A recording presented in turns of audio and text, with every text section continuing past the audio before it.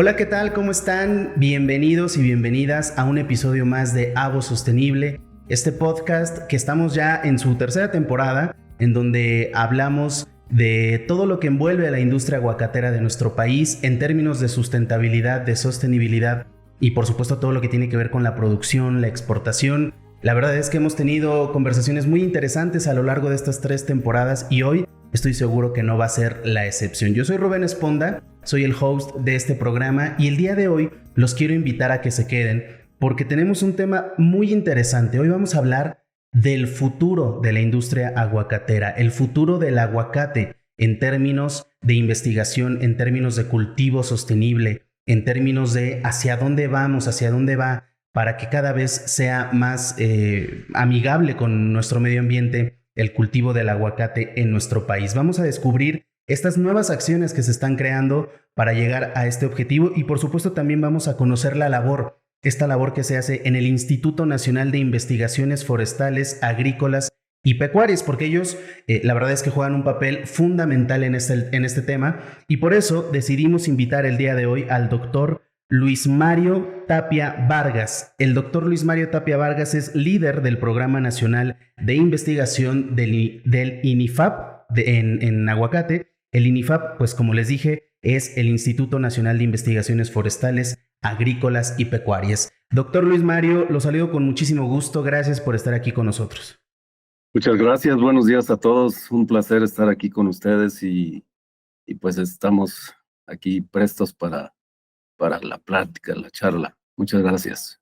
Gracias a usted. Me gustaría que comenzáramos pues por el inicio de su historia profesional. ¿Qué fue lo que lo llevó a dedicarse en concreto al aguacate? ¿Cómo es que usted llega en su carrera profesional a este mundo y qué lo motivó a dedicarse a esta área?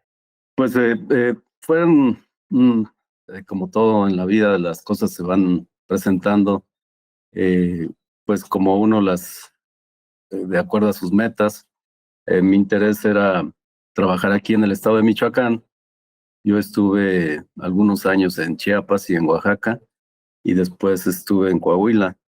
Y ya posteriormente, desde el 1989, estoy aquí en el estado de Michoacán, que es mi estado y que es un estado afortunadamente favorecido por la naturaleza en cuanto a sus recursos naturales, el suelo, el agua, el clima, donde nos permite producir de todos los cultivos.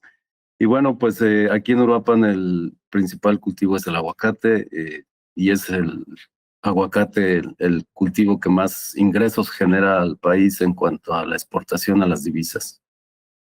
Así fue como caí por aquí. Muy bien, sí, yo creo que es un ámbito muy interesante del que muchas veces conocemos poco, ¿no? Y la labor y todo el trabajo que hacen ustedes en el INIFAP, pues bueno, lo decía yo al inicio, es fundamental para la industria aguacatera y para el desarrollo agrícola de nuestro país.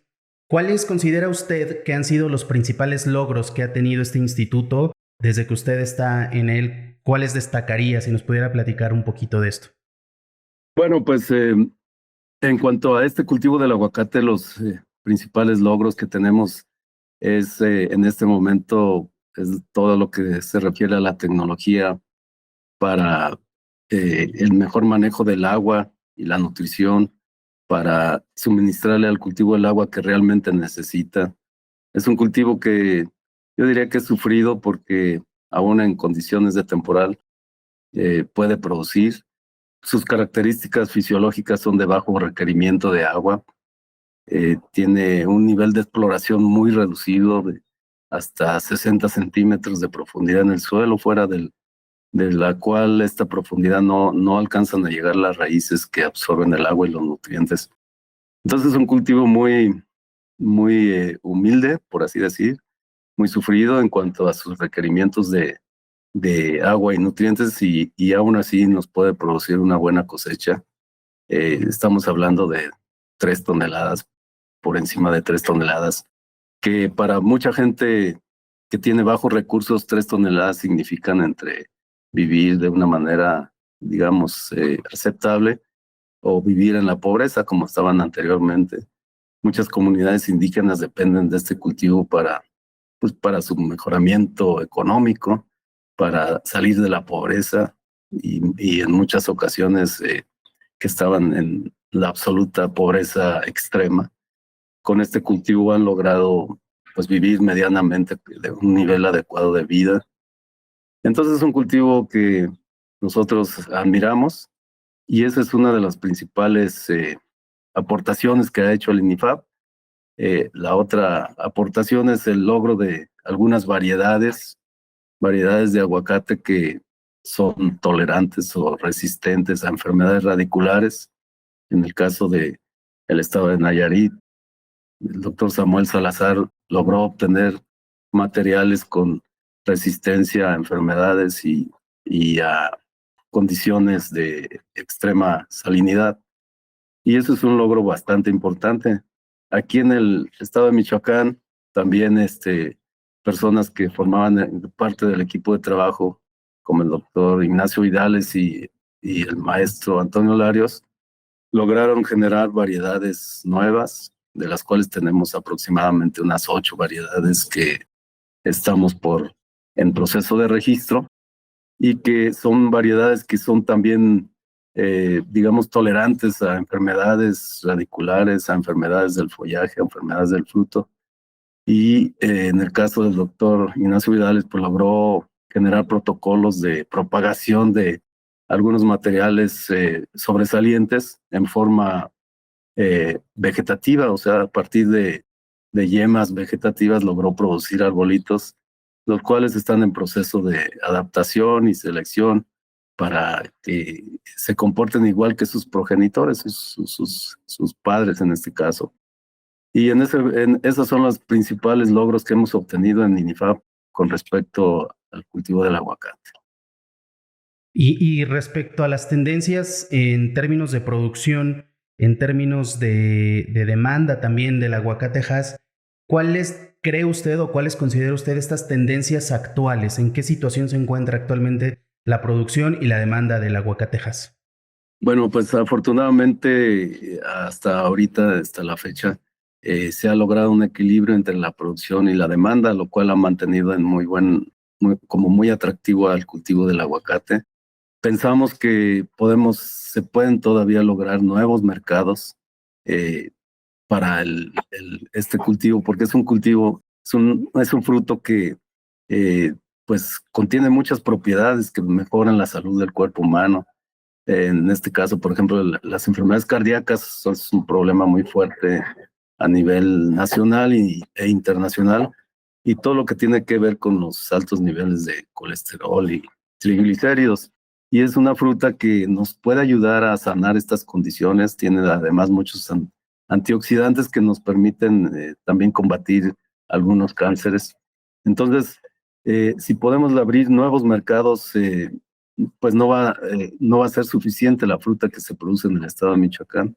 En este caso, los nuevos mercados serían, por ejemplo, China y la India, donde hay una población económicamente bien consolidada y que puede ser un mercado muy potencial, siempre y cuando le den el gusto a este cultivo. Claro, me gustaría hablar ahora un poquito de la investigación y el desarrollo que se está llevando a cabo en la industria del aguacate. ¿Qué avances o qué innovaciones tecnológicas son las que usted considera que tienen un impacto significativo en la industria? Bueno, aquí en el estado de Michoacán, concretamente en INIFAP, de aquí de Michoacán y de Guanajuato, hay avances muy significativos, por ejemplo, para hacer una alternativa al uso de glifosato, que ha sido pues un producto que tiene algunas condiciones que puede perjudicar a la salud humana. Entonces, el INIFAP ha generado tecnología para producir herbicidas ecológicos, herbicidas orgánicos, que puede ser una alternativa para los productores que ven en las malezas un problema muy serio. Además, también ya tenemos información y que estamos por validarla con respecto a productos orgánicos para control de plagas y enfermedades. Tenemos, por ejemplo, el trips y araña roja, mosquita blanca, que son insectos chupadores que podemos controlar con productos orgánicos de última generación productos que no causan daño al productor, que tampoco dañan al cultivo, no tienen residuabilidad y son muy buenos para controlar este tipo de plagas, más que nada para evitar que lleguen al cultivo del aguacate, porque tienen un espectro, digamos, una, una sensación que no les gusta al insecto y que los aleja, y los que ya están allí se van. Entonces, son totalmente orgánicos, son biológicos, de origen biológico, y que pueden ser alternativas en estos casos, por ejemplo, los extractos de NIM, de canela, de chile, que son muy agresivos en cuanto al aroma que despiden y que no le gusta nada al insecto, incluso al ser humano también le causa un poco de alergia, pero no le causa daños a la salud. Y en este caso tenemos esta serie de productos orgánicos que estamos ya en proceso de validación y yo creo que pronto los vamos a liberar. Muy bien, es muy interesante esto que nos menciona, porque además yo me imagino que ahí en el INIFAP, pues están ustedes también haciendo todo lo posible en cuanto a investigación, en cuanto a desarrollo, viendo a futuro para tener un impacto positivo, ¿no? En la industria aguacatera. ¿Qué acciones particulares están llevando a cabo ahí en el instituto pues sí, para abordar y para impactar de manera positiva la producción y la comercialización del aguacate Hass? Bueno, en este momento tenemos varios proyectos de investigación relacionados con este tipo de manejo orgánico y manejo ecológico. Y además también tenemos un proyecto donde estamos propagando materiales que son tolerantes o resistentes a las enfermedades radiculares. En la zona aquí de Michoacán tenemos suelos que por su naturaleza pueden ser, digamos, limitantes para que el cultivo se desarrolle.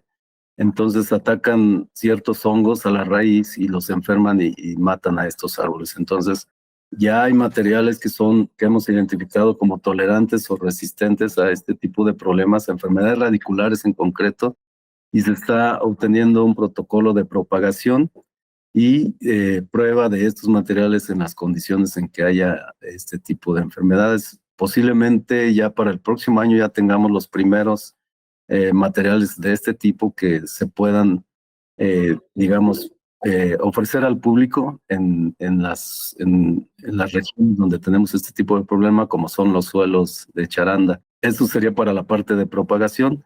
Y para la parte de control de plagas y enfermedades, pues el uso de los productos orgánicos, las recomendaciones que nosotros le podemos hacer al productor, donde él puede utilizar estos productos de forma sin ningún problema, sin ninguna limitación, incluso un día antes, previo a la cosecha, los puede aplicar sin ningún problema. Ahora, también hay un factor y lo hemos hablado aquí en distintas ocasiones, que pues desgraciadamente es una realidad y está sucediendo, que es el cambio climático, ¿no? Esto está afectando en muchos sentidos a muchas industrias y a ustedes en particular también, me imagino yo, que les significa distintos desafíos a la hora de cultivar el aguacate. ¿Cuáles serían estos desafíos, estos retos que tienen ante el cambio climático? Tenemos una red de estaciones climáticas que APEAM ha establecido en toda la zona aguacatera de Michoacán, y eso es, digamos, una tarea que APEAM se ha propuesto establecer, la cual funciona de manera muy, muy bien, nos permite conocer cómo están las variaciones del clima en cada una de las regiones, cómo se presenta la lluvia, cuál es el patrón de presencia de la lluvia en las diferentes regiones productores de aguacate. Pero lo que sí hemos observado en base a los análisis de los datos de clima que tenemos de más de 60 años, es que sí ha habido un cambio en lo que se refiere a las temperaturas extremas. Tenemos ahora ya temperaturas que superan fácilmente los 30 grados y que empiezan a perjudicar al aguacate, porque el aguacate no es de los cultivos que pueda resistir temperaturas de más de 30 grados por su configuración, en su fisiología, en su tipo de hoja. Tiene unas hojas coráceas, unas hojas que tienen una cutícula cerosa que no le permite perder más agua, eh, aunque la demanda de agua del ambiente sea muy fuerte, el aguacate no puede responder a esa demanda por su esas dos propiedades que tiene en sus hojas. Entonces, hemos encontrado, en cuanto al análisis de los datos climáticos, que hay una temperaturas extremas de calor de más de 3 grados con respecto a la media que nosotros teníamos hace unos 40, 50 años. En los últimos años se ha incrementado en 3 grados centígrados las temperaturas extremas máximas.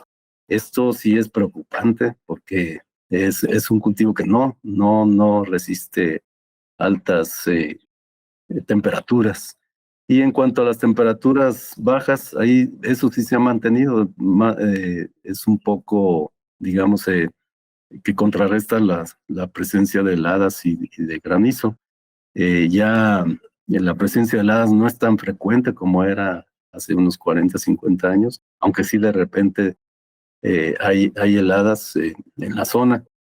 Eh, entonces, el cambio climático se ha enfocado principalmente en el incremento de la temperatura. El patrón de lluvias no ha cambiado mucho. Lo único que tenemos es ahora menos días con lluvia. Anteriormente, hace 40, 50 años, 60, teníamos más o menos 110 días de lluvia en la temporada de lluvias de mayo a octubre. Ahorita en este momento, en los últimos años tenemos solamente 95 días de lluvia, lo cual es una reducción de 15 días con lluvia en la temporada de lluvias, que es digamos, muchos días. No es como antes que se venían las lluvias y duraba semanas. Ahora es muy raro cuando se presentan estos eventos y tenemos menos días con lluvia. Como tenemos la misma cantidad de lluvia prácticamente este, de hace 40, 50 años a la actualidad, tenemos la misma cantidad de lluvia, aproximadamente 1,400, 1,500 milímetros, pero con menos días de lluvia quiere decir que entonces tenemos lluvias más torrenciales, que son las que causan perjuicios en el campo, nos pueden causar inundaciones, muertes con accidentes de gente que se atraviesa en los canales, en los arroyos, y de repente crecen y pues puede causar daños muy importantes, ¿verdad? Eso es con respecto al cambio climático. Entonces son tres cosas. Primero, un incremento de las temperaturas máximas de 3 grados centígrados, una reducción en el número de días con lluvia, y nos mantenemos en los 1,400, 1,500 milímetros en la zona aguacatera de aquí del estado. Y también esto que dice, ¿no? De las personas que se cruzan donde no deberían y desgraciadamente se pierden vidas, también creo que el sector, eh, tanto el sector privado como el sector público, pero la gente de a pie también está involucrada o debería estar involucrada en este proceso, en la producción y pues buscando también prácticas responsables de cultivo. ¿Usted cree que es así, que es importante que todos los sectores estén agrupados con un mismo objetivo para lograr el cultivo responsable del aguacate? Claro que sí, o sea, todas las instituciones, principalmente la Universidad Michoacana, nosotros de INIFAP y la UNAM, que también tiene un área de sostenibilidad y de ecología, deberíamos estar involucrados en este tema de lograr que el aguacate sea sostenible, generar la tecnología que se necesita para producir más con un mínimo impacto al medio ambiente. Definitivamente, sí. Y nosotros como sociedad en general, ¿qué acciones podemos llevar a cabo para aportar y para tener este enfoque sostenible a la hora de formar parte de la industria, a lo mejor ya en la parte final como consumidores, pero como sociedad, ¿qué podemos hacer para ayudar? Yo creo que un aporte muy importante de la sociedad es apoyar las diferentes acciones que se han hecho ahorita con la propuesta de esta nueva marca de aguacate entre el SADER, o sea, la Secretaría de Agricultura, y APEAM, y otras instituciones como la Universidad Michoacana, la UNAM, nosotros de INIFAP. Todas estas instituciones, se generó un trabajo conjunto y para poder sacar esta marca de aguacate respetuoso con el medio ambiente, y la sociedad pues podría apoyar este tipo de acciones de manera muy importante y ser respetuoso con el medio ambiente. O sea, la primera es, por ejemplo, no tirando basura en la, en la naturaleza, pues a la orilla de las carreteras. es un impacto hidrológico muy fuerte porque esa basura contamina los escurrimientos y va a contaminar los ríos, que finalmente va a llegar ahí los escurrimientos. Entonces, necesitamos como sociedad también ser conscientes de que el medio ambiente merece respeto y tenemos la obligación de respetar lo que nos heredaron nuestros padres. Claro, y a veces parecería que es como la misma cantaleta, ¿no? Pero se nos olvida a veces y nos es muy fácil contaminar, a veces conscientemente, a veces inconscientemente, pero empezando por ahí creo que podemos hacer un pequeño cambio que a la larga y sumado con muchas otras acciones de los demás, de la sociedad, pues ya podemos lograr un cambio significativo. Doctor Luis Mario Tapia Vargas, ya por último, me gustaría preguntarle ¿cómo ve el futuro del cultivo de aguacatejas en México? ¿Cuál es su percepción hacia los próximos años? Y por supuesto, ¿qué importancia tiene y va a tener en la economía local? Yo creo que el aguacate va a permanecer por un buen tiempo como un cultivo rentable, un cultivo que puede ayudar a sacar de la pobreza a muchas personas del estado de Michoacán, y no solamente Michoacán, de Jalisco también y de todos los estados de México que producen aguacate.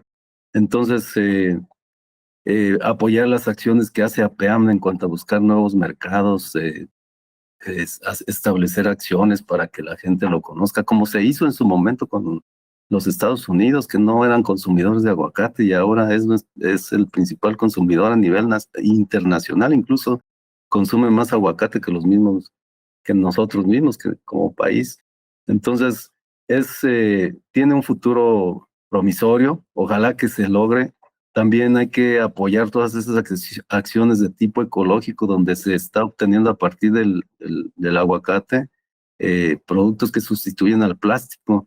Aquí el el Tecnológico Nacional de México está haciendo este tipo de proyectos.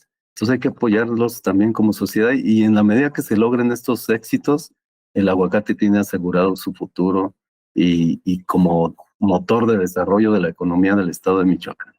Sí, definitivamente. Y también creo que informarnos podría ser un buen primer paso, ¿no? A lo mejor medios como este podcast, que nosotros mismos por nuestra propia iniciativa nos informemos y busquemos un poquito de información que hoy en día ya está al alcance de todos, pues podría ser un buen primer paso para lograr aportar y ayudar al planeta.